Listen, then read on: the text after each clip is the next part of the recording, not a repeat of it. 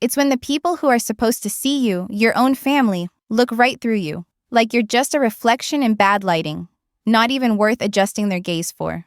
Have you ever sat at a table where every seat was taken, but none were meant for you? If you're watching this at night, tell me where you're tuning in from. Let me know what time it is in your corner of the world. Sometimes just knowing someone else is awake helps. And if this story reaches you at all, take a second to like, comment, or subscribe. I don't care about the numbers, I care about connection. Now, let's listen to my story journey. The night my father retired, the banquet hall smelled like bourbon-glazed ribs, overly polished silverware, and old cologne, like time trying too hard to impress itself. Every seat was filled. My mother wore navy. My brother, Luca, had flown in from DC. He's the golden one. TH works in high-level municipal finance, whatever that means. And me? I sat near the end of the table. Not quite at the corner, but far enough that no one had to make eye contact when they toasted. Dad had been a federal investigator for 32 years. Sharp, respected. The kind of man who didn't just command a room, he owned it. That night, as he raised his glass and thanked his colleagues, he paused, then smirked. And to my daughter, Naya, he said, she might not have followed in our footsteps, but she certainly followed her feelings. The room chuckled. It was meant to be a joke, a jab, a slice hidden under charm. And just like that, every fork paused in midair. Every smile turned in my direction, waiting to see how I'd take it. I smiled, because I knew how to take it. I had always been the emotional one, not logical, not disciplined. I wrote poems on napkins, chose social work instead of law. I didn't speak their language. And that was the unforgivable thing. Later that night, as people were leaving and Luca was clinking glasses with local officials, my father pulled me aside. You embarrass this family when you post about trauma or abuse or whatever online, he muttered, adjusting the sleeves of his cashmere sweater. Your clients' stories? They're not yours to grieve. They're people, I said, and I didn't name anyone. It doesn't matter. It's messy. It's weak. Messy. Weak. I left early. I walked back to my car under the flicker of a faulty street lamp, my heels cracking against the pavement like applause, for a performance no one stayed to watch. I didn't even cry. Until I got home. The lock wouldn't turn. I jiggled it, confused. Tried again. Then noticed the dent on the doorknob. The keyhole filled with something. Glue, maybe. My stomach sank. A plastic bag sat at the edge of the porch. My sketchbooks. My childhood scarf. One of my graduation photos, the frame cracked.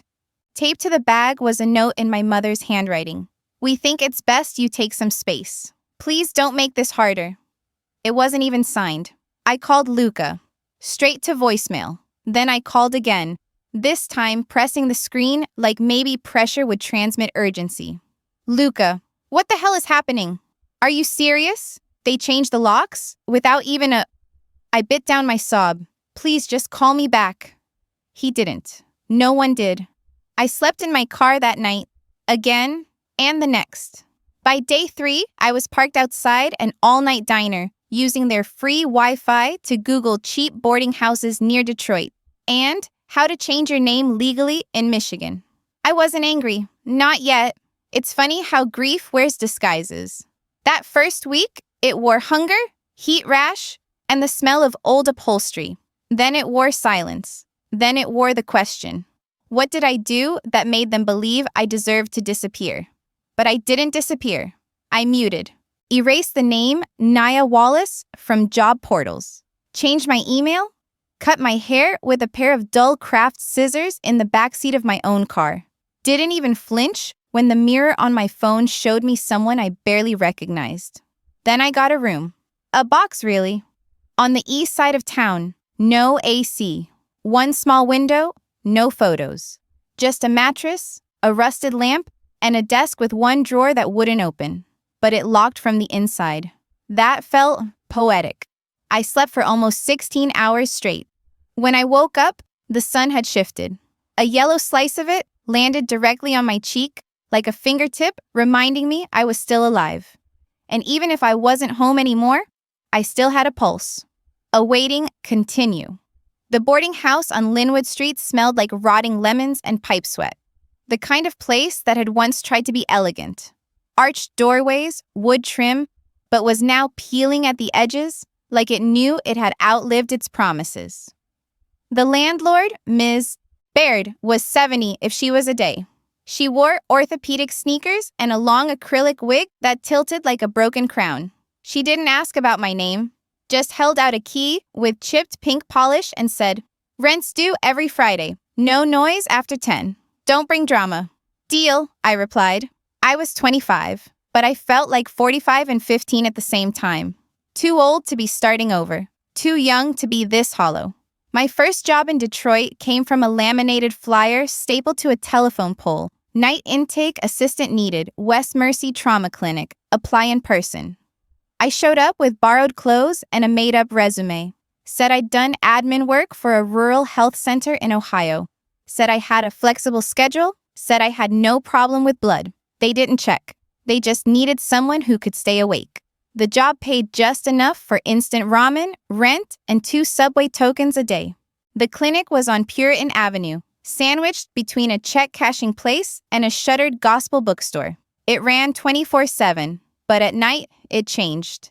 The lighting got harsher, the staff quieter. Pain echoed in the waiting room like music you couldn't turn off. I sat behind a cracked plexiglass window with a phone that only worked if you held the cord just right. Name? Date of birth? Emergency contact? That last one always stung a little. I stopped writing my own emergency contact. There was no one left to call. The waiting room held more than just bodies. It held aftermaths. A girl with torn clothes and blood on her knees. A man with belt marks across his back. A woman with bruises shaped like grief and cigarette tips. They never cried. It was always the silence that got me. I saw myself in that silence, so I stayed, night after night, until the faces blurred and I started counting time, not in hours, but in coffee refills and incident reports. One morning, around 4:30 a.m., I sat outside on the clinic's concrete steps. The air was thick with humidity and city noise. Trucks growling down the block, birds chirping like they hadn't seen what I just had. I pulled out my phone, typed out a message to my mother. "Hey, just wanted to know if you're okay, if Dad's okay, if Luke is alive." I stared at it, then deleted it. What would she do if she got it? Pretend she never saw it? Block me? Pray? Instead, I opened my notes app and wrote something else. A child is not a fault line, but when the world shakes, they're the first to be blamed for the crack. I didn't know if it was a poem or a prophecy, but it felt truer than anything I'd said in months. 3 weeks later, my roommate Aria moved out. She was a nursing student who had a panic attack one night after a patient bled out on her. Left a sticky note on the microwave. "I need light. You understand. Sorry, I did." But it made the apartment quieter than I was ready for. I put away my sketches, stopped listening to music, moved my mattress to the far side of the room, away from the mirror. The mirror was a cheap thing, nailed to the closet door, cracked diagonally like lightning had struck it once, and no one had bothered to fix it. I started covering it with a towel. I didn't want to see myself. Not yet. It was on one of those towel-covered nights that I got the envelope. No name on it, just tucked under the door. Inside, a printout of an old photo. Me, age 21, sitting on a rooftop with my first girlfriend, Lena. We were laughing, holding hands, a sunset in the background. The caption scribbled in marker. "Thought your folks would love this. Should I ask them?" No signature, no address. I stared at it until my fingers went numb. I hadn't spoken to Lena in 4 years. She wouldn't do this. But my ex-boyfriend, Ian, he knew. He always knew how to weaponize what made me vulnerable. He had once said, "You wear your wounds like jewelry. So easy to grab when I'm mad." I didn't cry. I just tore the photo once, then twice, then into 17 pieces, counted and burned in a dish I used for ramen. And then I opened the mirror, pulled the towel down, stared. The girl staring back didn't flinch. Her hair was shorter, her eyes less forgiving. But she was still there. I whispered to her, "You're still here."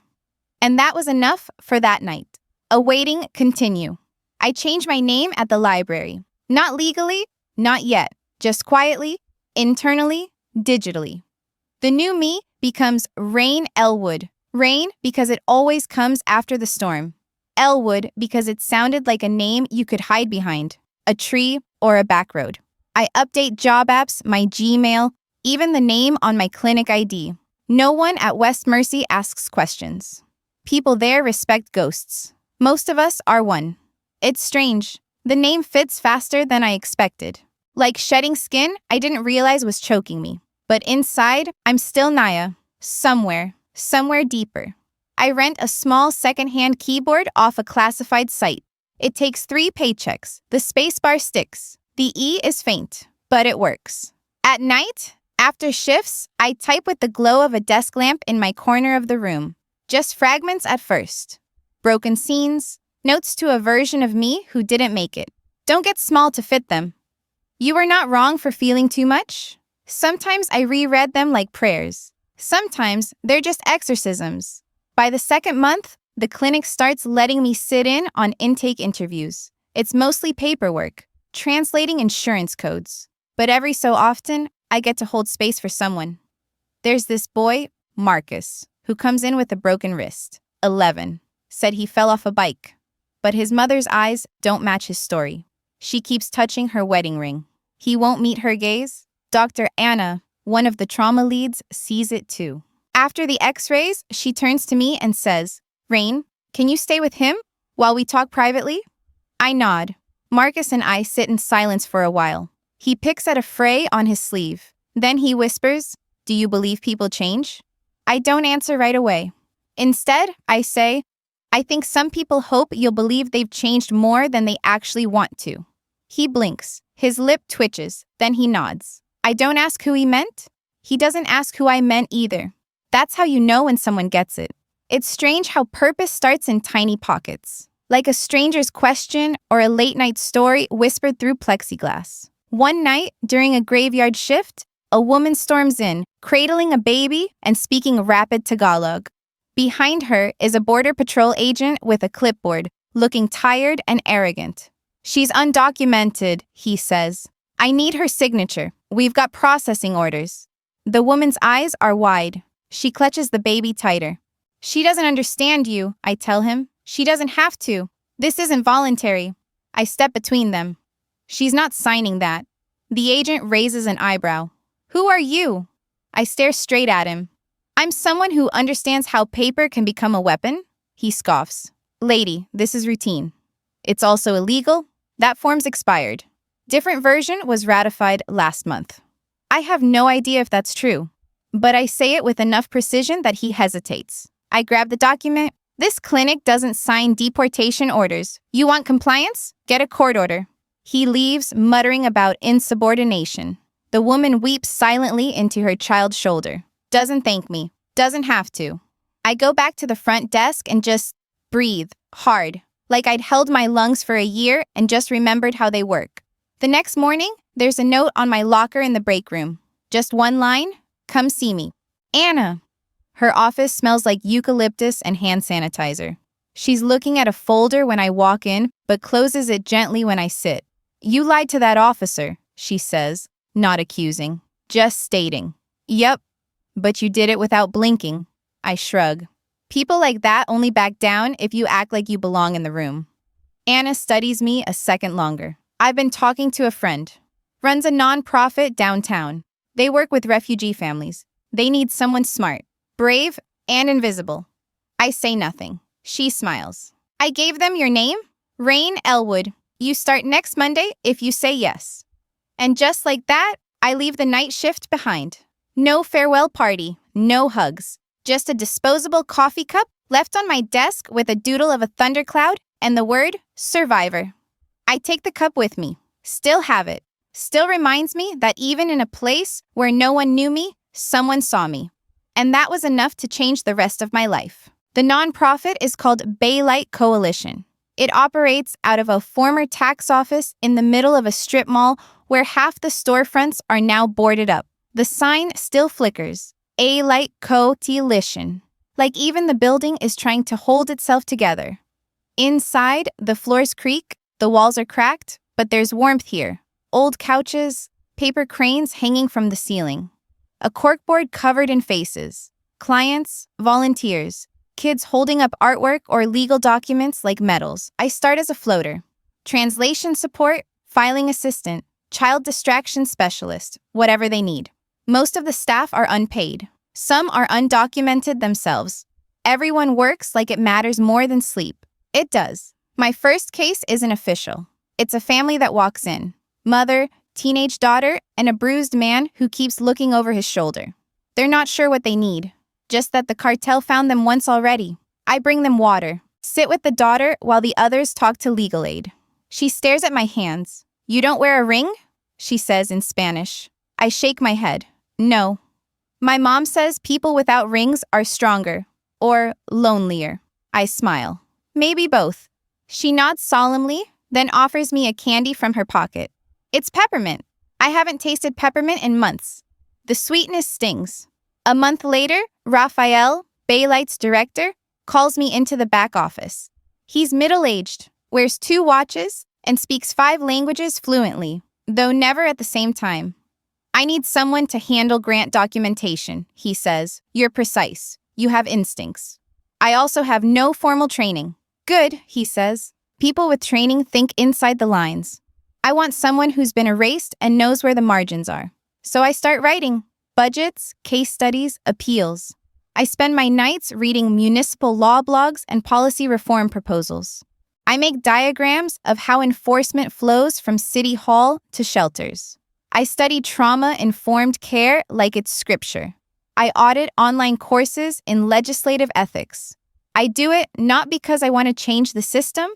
I do it because the system almost changed me, almost made me small enough to fit back into their idea of daughter, sister, disappointment. Never again. One morning, while organizing paperwork for an emergency housing program, I find a name on a case file. Officer Luca Wallace. It takes me a second to register. Same last name, same city. I check the badge number. It's him, my brother. Turns out, he now works as a field consultant for a public-private partnership in Grand Rapids, reviewing shelters for security compliance. The case file? His name was listed under a complaint. Client reported intimidation during a site inspection. I don't call, I don't write, I just close the file and push it to the edge of my desk like it's warm and I might get burned. Later that week, I'm at a community forum. We're presenting a housing access plan for asylum-seeking families. It's small, maybe 40 people in a church basement with folding chairs and weak coffee. I'm not supposed to speak. But when one of the city aides starts dismissing the proposal as naive, Rafael looks over at me, nods. I stand. The room quiets. Naive, I say slowly, is believing that people only deserve safety after they've filled out enough forms. Some of the older folks frown, but a few clap. Later, a woman in a navy blazer approaches. You ever considered working in policy directly? She asks. I laugh. Me? No, I'm just... She interrupts. You're just what? Someone who survived systems designed to forget her? We could use more of that. She hands me a card. Coalition for Human-Centered Law. I pocket it. Don't say yes. Don't say no. Just hold it like a key I'm not ready to use. The next night, I dream about my father. He's sitting at the head of our old kitchen table, eating soup like he did when he was angry, silently with long pauses between bites. In the dream, I'm standing, holding a painting. It's of a bridge burning. I hold it out. He doesn't look up, just says, "If you cross this, don't come back." And I wake up, sweating, sobbing, relieved, because I finally understand something. The bridge already burned, and I've been walking on air ever since. By year 3, I've learned how to be invisible with intention. Not the kind of invisibility that comes from being overlooked, but the kind you choose. Strategic absence, a silhouette so precise it moves through rooms without leaving fingerprints. People know me as Rain Elwood now. The girl with the quiet voice and sharp edits. The one who rewrites proposals at midnight and always keeps the receipts, literal and metaphorical. I'm no longer just a floater at Baylight. I now manage our legislative outreach, draft talking points for city council allies, and review shelter compliance reports like I wrote the policy myself. Because I sort of did. I helped rewrite Detroit's temporary housing ordinance for undocumented families. Close the loophole that let ICE observe in public shelter spaces. I never signed my name on the final draft, but I didn't need to. My work speaks in footnotes and margins. Quiet, but undeniable. Then one morning, Raphael knocks on my door. Emergency, he says. A committee seat opened up on the city's immigration advisory panel. We need someone. They want someone. He pauses. They want you. My stomach drops. That's public. He nods. We can list you as Rain E. You wouldn't have to disclose anything beyond professional experience. I sit down. The air feels too tight. Can I think about it? He gives me a soft look. Of course, but don't think too long. This is the kind of door that closes without apology. That night, I walk the city. Detroit's brutal and beautiful at night. Abandoned buildings that still hold stories in their drywall. Stray cats that act like landlords. Sirens, jasmine, the occasional roar of a train like it's pulling ghosts across time. I end up outside a used bookstore I've passed 100 times, but never entered. Inside, it smells like mildew and second chances. In the back, there's a book of poems by a woman named Nabila Rahman. I flip it open to a page where she writes, "What they buried was a version of me I outgrew." I buy it, read it twice before dawn. Then I call Raphael and say yes. The first time I speak on the panel, it's to challenge a city councilman pushing for enhanced coordination between local law enforcement and federal immigration officers. It's a buzzword for racial profiling. When he finishes, I raise my hand. Speak without notes. If the law does not protect the most vulnerable, I say, then it protects power, not people. The room stills, a few murmurs, but no rebuttals. And afterward, someone pats my shoulder and says, "Thank you, Miss Elwood." It hits me then. How far I've come from the girl behind plexiglass, whispering truths into the void. But the void has good hearing, because 3 weeks later, my phone buzzes at 3:09 a.m. Block number. I answer out of instinct. There's breathing. Then a voice, my brother's. "Naya?" I freeze. He repeats it. "Naya, it's me, Luca." My breath catches like it's been held in a vault. "What do you want?" I say. My voice isn't shaky. It's glass. I saw your name? The panel. I wasn't sure, but then I saw the photo. You look alive, I offer. Silence. Then, "I'm sorry." "For which part?" He doesn't answer, but he says, "Dad's sick. Stage 4, liver. He keeps asking about you." I say nothing. Mom cries a lot. She prays even more. Still nothing. He finally says, "You don't have to come? I just thought you should know." Click. He's gone. And I stare at the phone like it might give me back the time I lost. I don't cry. I just open a fresh page in my journal and write, "You can't grieve what never loved you fully. You can only mourn the pieces you kept trying to give back." Then I press my pen hard against the paper until the tip snaps. And I fall asleep on a floor made of policy binders and unfinished grants, held together only by the promise that this time I get to define what survival looks like. The courthouse smells like floor polish and tension. I'm not supposed to be here. My staff doesn't even know I left the city. But when I saw the headline, "Luca Wallace under investigation for evidence tampering in immigration enforcement case," my body moved before my mind caught up.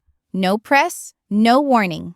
I took a 5:40 a.m. bus out of Detroit and arrived in Lansing, looking like an anonymous civic worker in slacks and a thrifted wool coat. My heels echo in the hall. My badge says Rain Elwood, but I feel every syllable of the name I use to carry like a bruise. Naya Wallace, sister of the accused, daughter of the man who said feelings make you weak.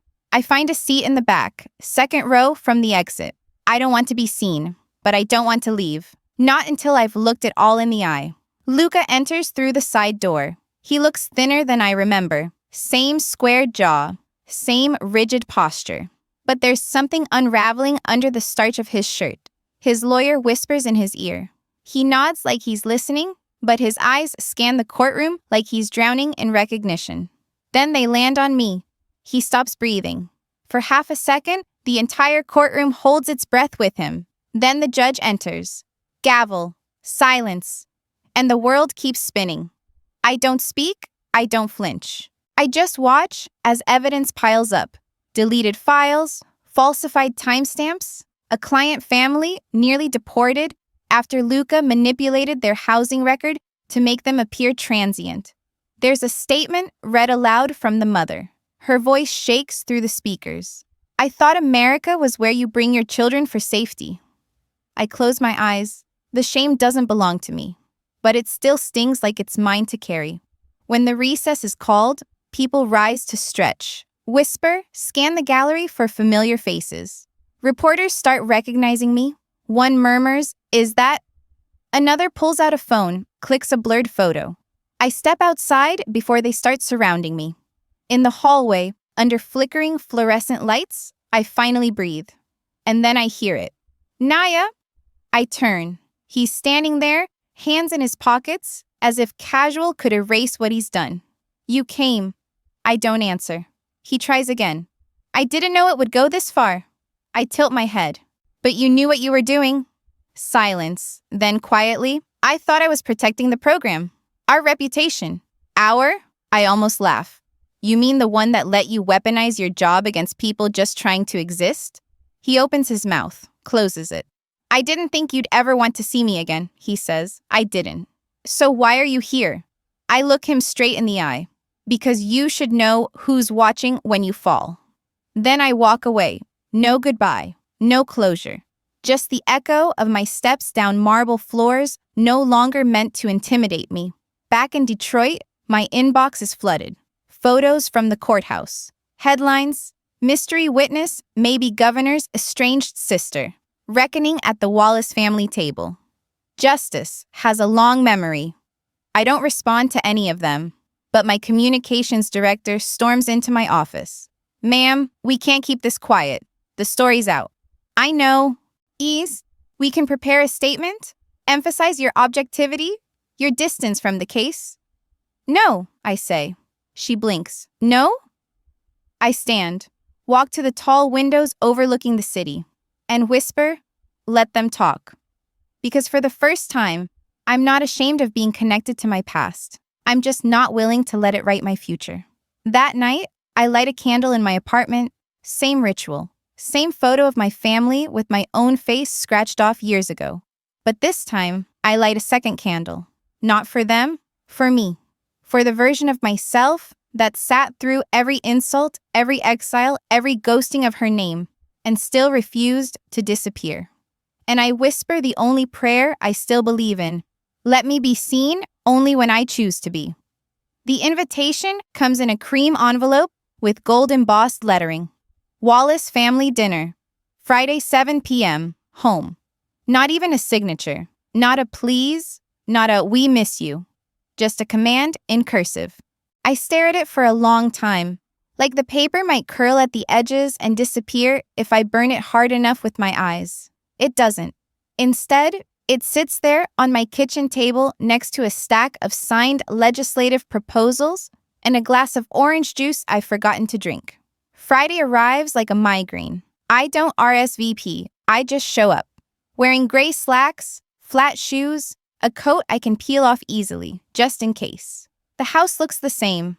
Red shutters, manicured bushes, the kind of suburbia that always felt like a costume party. The porch light flickers when I step onto the welcome mat. Before I even knock, the door opens. My mother stands there, mascara smudged, hands clasped like she's praying to a god that requires performance. "Naya," she breathes. I don't correct her. I let her say it, one last time. She steps aside. I enter. The hallway smells like lemon oil and nervous hope. My father is seated at the table, pale, smaller than I remember, but still trying to sit like a man who once commanded boardrooms and broke investigations open like walnuts. My brother is already there, hands folded, eyes down. There's a place set for me, cloth napkin, wine glass, like a museum replica of a family dinner. I sit, no one eats. My mother fills the silence with something brittle and rehearsed. "I made your favorite, chicken marsala. Remember when you—" I cut in. Calm, even. "You didn't call me when I was sleeping in my car." Silence falls like glass. My father clears his throat. "That was a hard time for all of us." "For you?"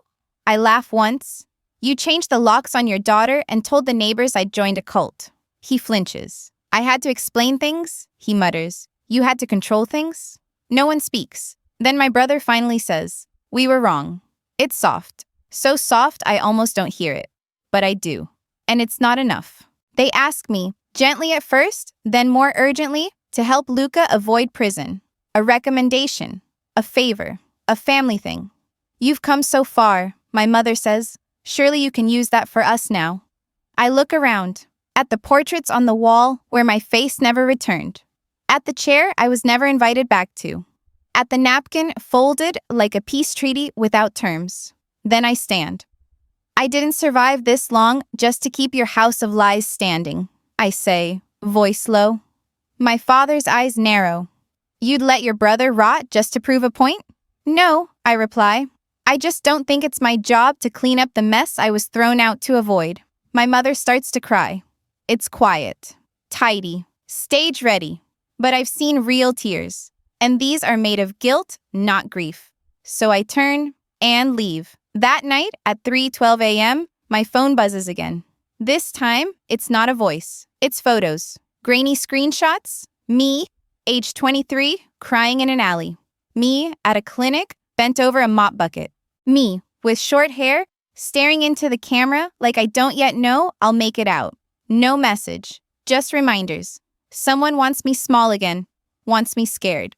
But I've been through darker nights than this, so I forward the images to my legal counsel. I set up an emergency press call, and then I write something new. Next morning, I stand at a podium in the community room at Baylight. No flags, no cameras, just faces I trust. And I say, this isn't a press conference, it's a reckoning. I introduce the Justice from Within Act. A state-level protection for whistleblowers facing retaliation, not from institutions, but from relatives and personal connections trying to control public figures through shame, leaks, or manipulation. The room is silent. And then someone claps. Another joins, until it becomes applause, not loud, but real. Afterward, a woman in the front row approaches. She's got gray in her hair, a folder full of court papers, and eyes that haven't known rest in years. My daughter's watching this on YouTube, she says. She stopped speaking to me after I testified. Maybe she'll understand now. I nod. I hope so. 6 months later, I walk into a small rec center in South Detroit for a panel on trauma-informed governance. No camera crew, just 40 folding chairs, a burnt coffee smell, and a kid in the back doing homework. When I'm introduced, they call me by name. Not Rain, not Naya, just Governor Elwood. And it's enough. I speak calmly. People listen. And when someone asks during Q&A, what would you say if your family tried to come back into your life now? I smile. I'd let them tell their story. I pause, but I've already told mine. The room goes quiet in that way that says they feel it too. Afterward, I linger near the window, watching the sun slice through the blinds, warm and soft, like forgiveness that doesn't need to be spoken aloud. Then I see him, my father, standing near the back, no jacket, no statement, just a man watching the woman he never imagined would outgrow the table he once banished her from. He doesn't wave, I don't nod, but he's there, and that's all I need, because some legacies, I now understand, aren't rewritten to redeem the past. They're rewritten so the future doesn't have to inherit the silence. So, if you're still here, if you've ever been erased, exiled, or quietly buried by the people who gave you your name, let me tell you something. You don't have to go back to who you were before the pain. You can build something new from the ashes, and that is still your story. If it moved you, tell me where you're listening from. Drop a time and place. And if you ever feel alone on your own path, just remember, you're not the only one who rose from a house that tried to forget you. Thanks for listening, and stay close. Because next time, I'll tell you what happened when the tables turned, literally.